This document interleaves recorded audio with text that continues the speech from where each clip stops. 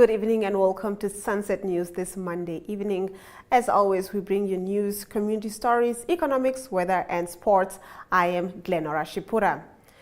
In the news tonight, Manfred Links has just been found guilty of the murder of his girlfriend, the late Michelle Rolfe, in the High Court in Windhoek earlier today. Links in 2020 poured petrol over Rolfe and set fire to her at Ariamsvlei. Judge Christy Liebenberg ruled that Links should have foreseen that the incident would have led to her death. Links was also found guilty on a charge of attempted murder on their daughter, who was 13 months old at the time of the incident. In our next story, Rundu Rural Constituency Councillor Paulus Mbangu says the Kavango East Regional Council has established which villages need to be upgraded to settlements, as well as settlements that will be upgraded to village councils. Speaking at a stakeholders meeting in Rundu, Mbangu also talked about the importance of national census, saying that statistics assist with better planning. Kenya Kambowe reports. Rural areas are underdeveloped, and there are plans in place to upgrade the Vundu into a town council, because they've been a village council for 16 years now. So they are planning to upgrade to be a village, to be a town on its own, and then the owner have to be upgraded to be a village council. At the moment now, there was an advert in the newspaper last year. A consultant had been appointed now to go and carry out a study at Kayengona, Muroro, as well as Nunganena. So the plan is to declare Kayengona, Muroro, and Nunganena as a settlement. Now, once it's declared as a settlement, then we have to develop it in a village council, and then later it's a town council. Of course, it's important because Rundu currently is densely populated, and it's important for us to develop rural areas so that it also become a town, so that at least some of the people can move to the rural areas. At the moment now, we had a discussion also with the Director of Education. The Director of Education is intending to build 2 secondary schools. And we already made a request. One of those secondary schools have to be built in Rundu because there's a space already. And even today I was talking to one of officials from the directorate. I'm going to check the area, the land that is there, so that at least they can build 1 secondary school in the rural areas. You see, this issue, we have to look at it from different angles. Remember that there was no census in 2021. The last census was only 2011. So as a result, we don't have a proper statistical data that could have informed government to plan properly, especially this year. Because statistics are very much important. These things of just guessing that maybe we are here, maybe we are here, it doesn't work. But when you are informed by statistics, at least it can also help with the planning. SWAPO Party Vice President Netumbo Nandi-Ndaitwah warned the people of Onoshoko village in Okaku constituency, Oshana region, not to make a mistake and take power away from the ruling party, which she said has brought chaos in the capital city. She was speaking at the party's rally, where she encouraged the party's supporters and sympathizers to make sure they vote for the party's candidate, Philippus Twakunjele. Toyemo Heidula reports. Osilonga otashitondumbo nekotamangolo swapo okatendifo konumba no konumba derite kuti format shosho nekuja vote swapo candidate because they are based or their anger on a strong foundation of SWAPO party. Inatu ningenyo mapuko hairwa o mafipon longo na hiage steke. Oba karimo wosiando pangelo sabenduka. Oba efero machini pedo. Depen motaje mbakwa tola. Oba karimo wosiando sabenduka. O vai fero machine pedo. Eshi. O volta davo. Vedi dia pude di ku fero ko swapo. Teke dianja. Ko banu no makanga meno. Paifo venduka. Oshirando pangelo. Omo munontumba we pangelo. Omo vanu vahapute hapitremo venduka. Kamune pangelo comrades. Despite entering its second year of advocating for green hydrogen as the fuel of the future, Namibia still lacks a legal framework governing synthetic fuels. Moreover, the country has yet to sign an implementation agreement with Hydrogen Energies. This is according to Franz Kalenga, a senior manager for sustainable energies at the National Petroleum Corporation of Namibia and a technical advisor on green hydrogen to the Mines and Energy Ministry. In talks, Kalenga explained that measures are in place allowing government to take out some equity beyond mere royalty payments and tax dues from the green hydrogen space. However, the incentives and corporate taxes will be outlined by the yet-to-be finalized Synthetic Fuels Act. All this is left for the birth of Synthetic Fuels Act. Stakeholder engagements have already commenced at the end of the second quarter of this year, so we would have an idea of what a typical act would look like and to communicate that to the investors. However, that should not stop us from proceeding with the current projects. That is just one of the components. Green hydrogen is very large. We have the legal framework existing. We just have to consolidate them so they become one law for that industry, he said.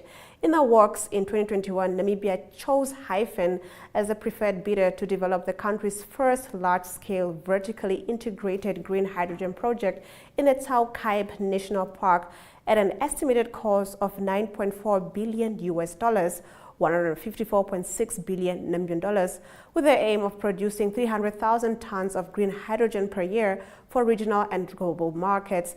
Since then and up to now, we are about to conclude the implementation agreement that we are to sign so that the feasibility studies can commence. Roughly by the second quarter of the year, we would like the feasibility study to kick off, he said. Kalenga also said government is looking at settling up an implementation office to oversee the development of a regulatory framework and create an environment that is conducive to attracting investors in the field of synthetic energy. Still with mines and energy, Namibia's Mines and Energy Minister Tom Alwinder has raised concerns about the lack of local ownership of mines in the country. According to Alwinder, the lack of complex technologies and intensive capital available to Namibians is a major reason why they are unable to own and operate local mines. It is thus clear that Phase 1 is the most important step in the process of making our natural resources work for us. It therefore goes without saying that during this phase, and to have a chance of making a discovery, you need to have the necessary capability, you need to have the right technology. The minister made these remarks during a recent address to the National Assembly. Despite being a country rich in mineral resources and the mining industry playing a crucial role in the country's economy, the majority of Namibia's mines are owned by foreign companies. Alwinder encouraged the incentivizing of local ownership through the establishment of a state-funded mineral exploration fund. Another important issue in relation to state ownership is to establish the level of ownership that is agreeable to both the state and the investors. What is the appropriate percentage of the free carry state ownership? Is it 10%, 20%, or perhaps 50%? Whatever percentage is deemed appropriate, the most important thing is that we deal with this issue with sober-mindedness, the ministry said. We need to be mindful of the fact that there is a level above which no investor will invest, a situation we really do not want to find ourselves in. Another idea we have for how to incentivize local ownership is to establish a state-funded minerals exploration fund, which could be funded by a portion of the royalties that mining companies pay to the state. The fund will then be used to assist eligible local entrepreneurs who wish to invest in the mining sector, he explained.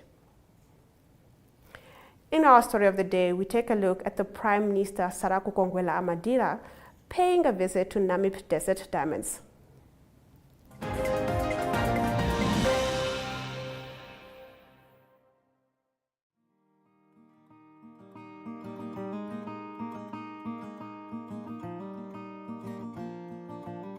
AgriMonitor is jou weeklikse landboukundige program wat jou die jongste nuus in die landbouverwante bedryf en onderwerpe wat daaraan gekoppel is bring. Vir enige advertensie of nuusverwante navrae, kontak agrimonitor@synergy.com.na.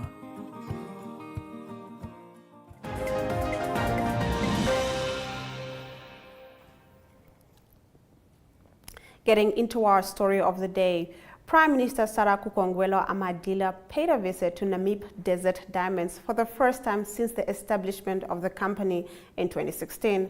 Minister of Mines and Energy Tom Alwindo welcomed her, along with Namdia CEO Alisa Amupolo, board members and staff. The Prime Minister praised the company for its success in achieving its goal to establish market prices for Namibia's top quality diamonds.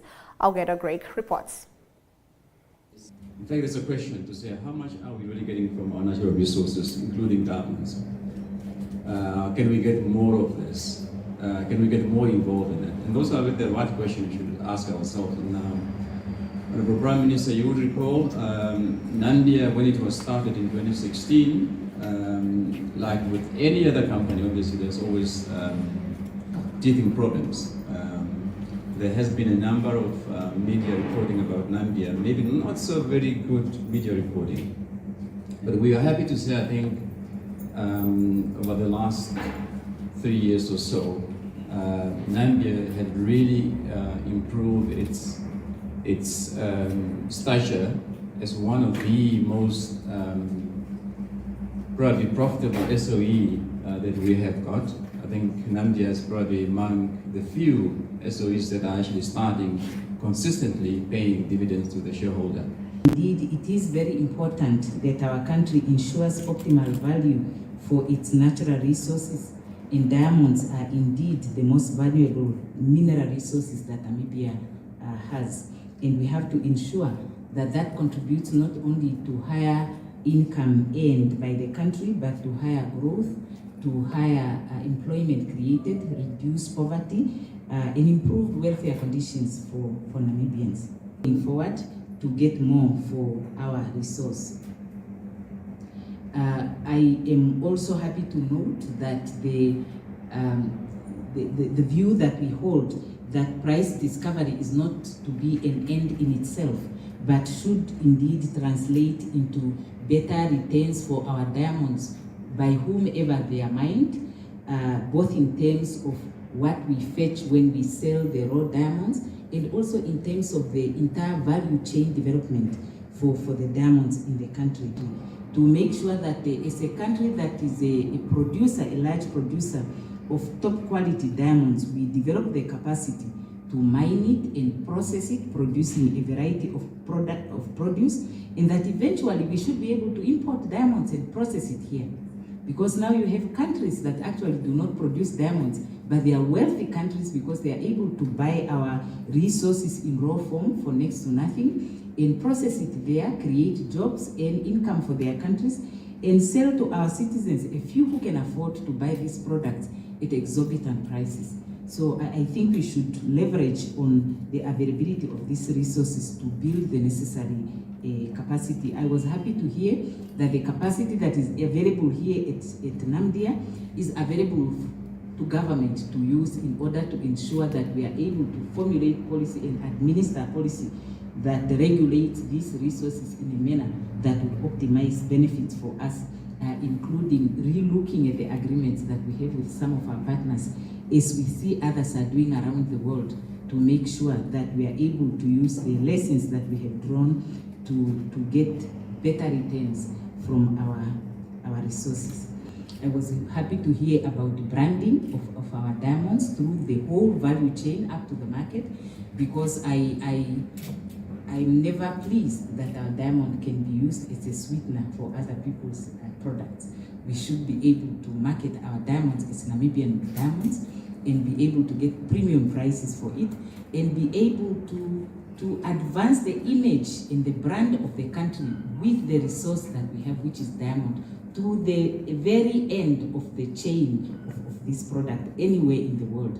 So we want, since our diamond is the best, and therefore we should be one of the best known countries in the world, because they cannot be wearing our diamonds and they don't even know that we exist. I was also happy to hear about local participation that you are committed to promoting.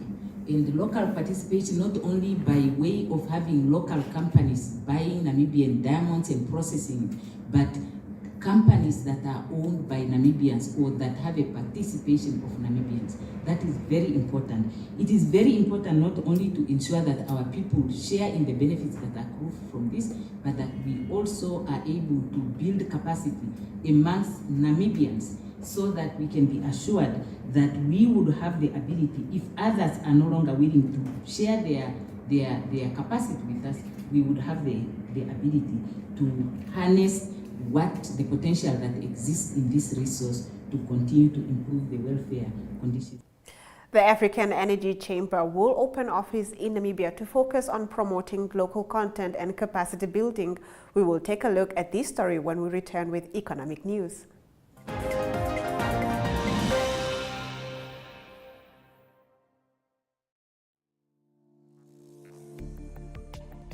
In Business 7, you get news on current economic, financial, and business matters in Namibia. The weekly show features interviews with experts and in-depth analysis of burning issues in a way that caters for ordinary Namibians and business connoisseurs alike. For news-related or advertising queries, please contact B7 at synergy.com.na.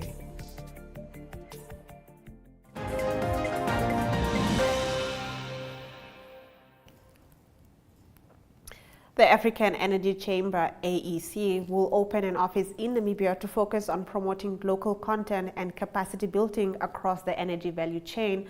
The office will serve as the foundation to which local content across the Namibian energy market can be improved, thereby significantly contributing to the creation of a global competitive workforce in Namibia. The AEC firmly believes that Namibia needs to move beyond free markets and work with oil companies to drive investment into communities, driving up sustainable development, said NJ Ayuk, executive chairman of the chamber. Namibia needs to approach the development of its oil, gas, and broader energy industries with a mindset of building a globally competitive workforce and supply chain. Only then will the country ensure long-term and sustainable economic growth, Ayuk added. Let's take a look at our economic indicators. The Namibian dollar trades at 18.20 to the US and 19.48 to the euro. It trades at 22.3 to the pound and $2 Namibian and 65 cents buys you 1 Chinese yuan. Zinc is down by 1.24% and Brent crude oil is down by 1.04%, trading at $81 and 92 cents per barrel. In the international slot, after SVB failure, US acts to shore up banking systems. Do stay with us.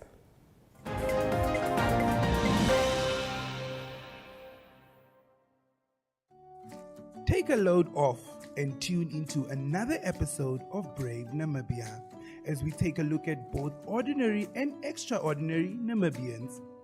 Brave Namibia is broadcasted on NTV Saturdays at 6:30 p.m. and OneUpTwo.com, as well as broadcasted on the following Facebook platforms on Wednesday at 5:30 p.m.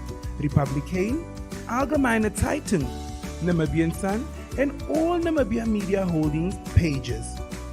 For more information, contact the Brave team at brave@synergy.com.na. Brave Namibia, for the ordinary and extraordinary Namibians.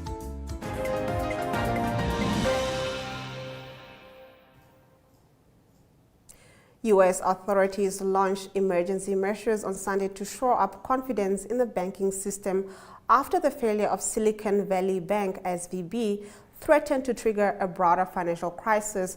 After a dramatic weekend, regulators said the failed bank customers will have access to all their deposits starting Monday and set up a new facility to give banks access to emergency funds. The Federal Reserve also made it easier for banks to borrow from it in emergencies.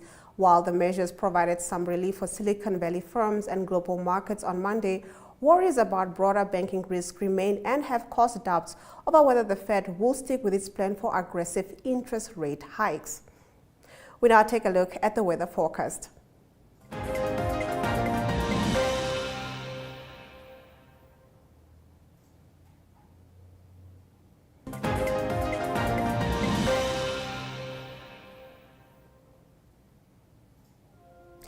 For tomorrow, sunny and hot weather is expected in the north, with Anana at 38 degrees maximum and Ruacana at 37 degrees maximum.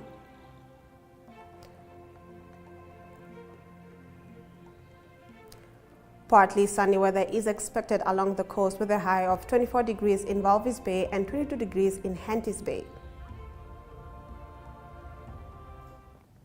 In the sports section tonight, we take a look at the just concluded Cricket Namibia's T20 Premier League, along with a return to live action of the Racing Marathon over the weekend. All these on the other side of the break.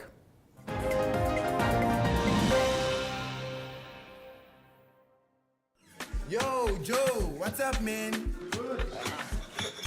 Congratulations on your new promotions, man. Give these men a drink. Coming right up. Hi, Joe.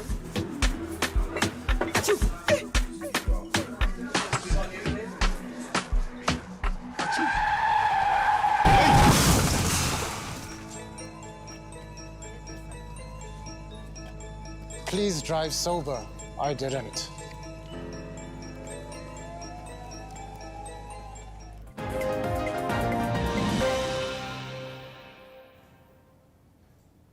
Getting into your sports news, Cricket Namibia's T20 Premier League concluded with a memorable final on Sunday afternoon. A record number of more than 800 runners competed in the 42 kilometers, 21 kilometers and 10 kilometer distances. Former Olympic qualifier Thomas Reinhold comfortably won the Racing Marathon in 2 hours 14 minutes ahead of Kefas Kanjashili. The women's champion was once again Alina Armas in 2 hours 44 minutes, with Risa Dreyer in second position. Namibian-born Vera Lusa finished second in this year's 45th Cape Town Cycle Tour 2023. She followed Kim LeCord of Mauritius across the finish line in a photo finish by just half a bike length in a sprint. The Cape Town Cycle Tour has developed into one of the biggest cycling races in Southern Africa in recent years. The timed race in and around Cape Town attracts many hundreds of cycling enthusiasts from around the world every year. Vera, brilliant. Second, that's a great achievement still. That's well done. Yes, I mean it was a race to win, but I'm also happy with second, especially if a good friend takes first, then it's like almost a win. And now after this one, it's off to the epic with Kim actually. Yes, we're racing epic together. It's going to be a good 8 days starting next Sunday. So looking forward to that. I have a super strong partner next to me there. I think we'll have a great time. Today's race, a beautiful day, tight, just second. Just how was the race for you? Yeah, it's a beautiful day, much better than last year. The climbs were really hard with some good riders on the start line, like Ashley Mumapasio, who actually races the World Tour. The climbs were a little too hard for me maybe, but the race is never over until the fat lady sings, I say. So there's always an opportunity to come back on the downhill, which I did, and then if it comes down to a sprint, anything can happen. And I know I'm a good sprinter, but if it's a bit chaotic, it's difficult to gauge it, so I'm happy with second place. Brilliant. Let's take a look at the highlights from today's broadcast.